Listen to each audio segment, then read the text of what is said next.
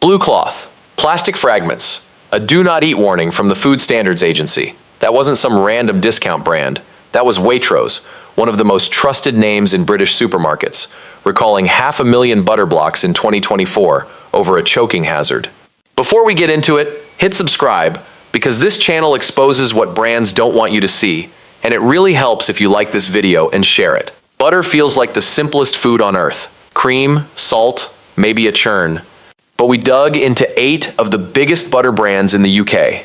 Their ingredients, their labeling, their transparency, their contamination history, their supply chains, and the way they market to you. And what we found is a pattern. Gold foil, Union Jacks, rolling green pastures, imagery built to make you trust the tub, without reading what's actually inside it. Let's go brand by brand. Number 1, Kerrygold. Long considered the gold standard. Grass-fed Irish cows, that rich yellow color, the flavor chefs love.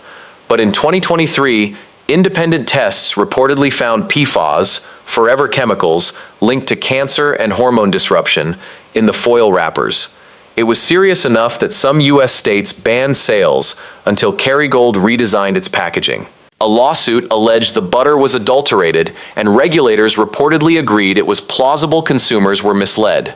The core block is real cream, but the spreadable line dilutes it with 20% rapeseed oil and artificial coloring to fake that golden hue, while consumers pay up to £3 for a 250-gram pack, expecting the real thing. Number 2, Country Life. You'll never put a better bit of butter on your knife. That jingle, those ads with John Lydon of the Sex Pistols, tied punk rebellion to British butter patriotism. But the block butter is standard dairy, while the spreadable is only 50% butter, 25% oil, and the rest water. In 2008, Country Life Spreadable was pulled from shelves entirely after tiny blue plastic fragments from broken machinery turned up in tubs. And despite the 100% British milk branding, since 2019, the profits haven't gone to British farmers at all. They flow to Saputo, a Canadian multinational. Taste tests show it performs no better than cheaper supermarket-owned brands, but the price stays inflated. You're paying for the flag, not the quality. Number 3, Waitrose Essential. If any supermarket brand was supposed to be safe, it was this one, marketed as clean, straightforward, dependable. Then in April 2024, everything changed. Waitrose was forced into a nationwide recall after inspectors found pieces of blue cloth and plastic inside 500 grams blocks of salted butter. The FSA issued an urgent "do not eat" warning, citing a choking hazard. Butter is one of the simplest foods to produce, yet fragments from cleaning rags and gloves slipped straight through the production line and into fridges across Britain. No injuries were reported, and Waitrose apologized and refunded customers, but the incident made national headlines. A premium price doesn't protect you from negligence. Number 4, Anchor. Built its reputation on lush New Zealand pastures and pure cream.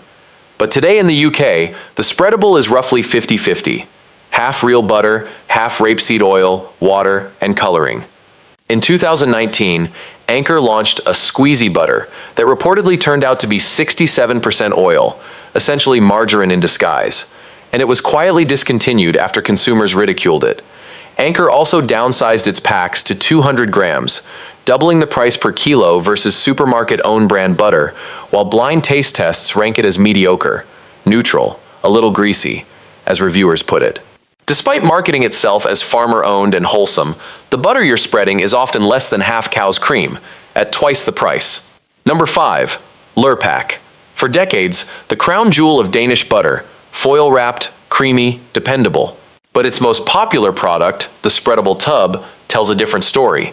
It reportedly once contained over 85% real butter.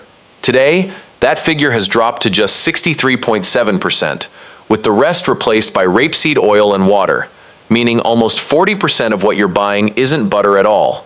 The word Lurpak dominates the label in bold letters, while the actual blend is disclosed in fine print. And the price? In 2022, during the cost of living crisis, a single pack reportedly reached £6 in supermarkets. Some stores even fitted security tags to stop theft. Meanwhile, the 250-gram blocks quietly shrank to 200 grams. Classic shrinkflation.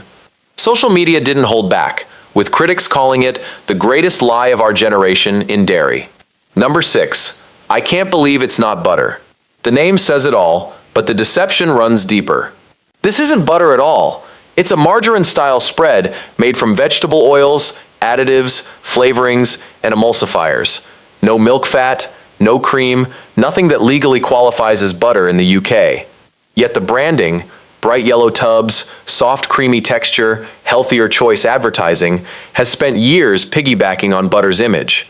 It often contains palm oil, linked to deforestation and habitat destruction, and it's gone through multiple recipe changes, sometimes adding dairy, sometimes removing it, leaving consumers confused and, for those with milk allergies, potentially at risk.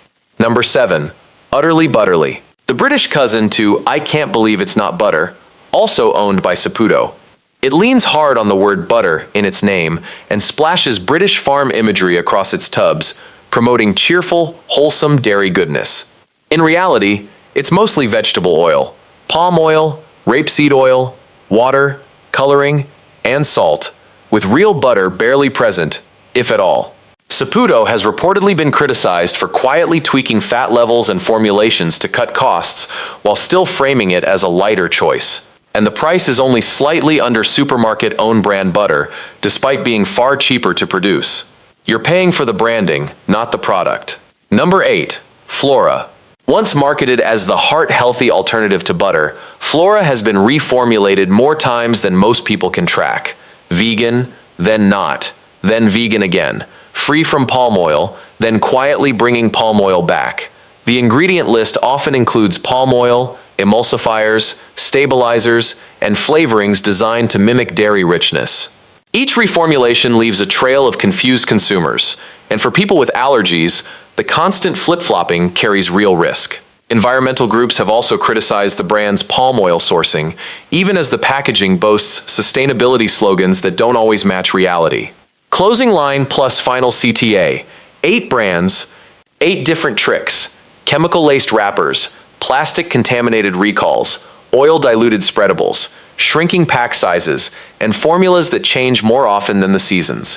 What they all have in common is an image built to make you stop reading the label. If this made you rethink what's actually in your fridge, subscribe for more videos like this, and share it with someone who needs to see it.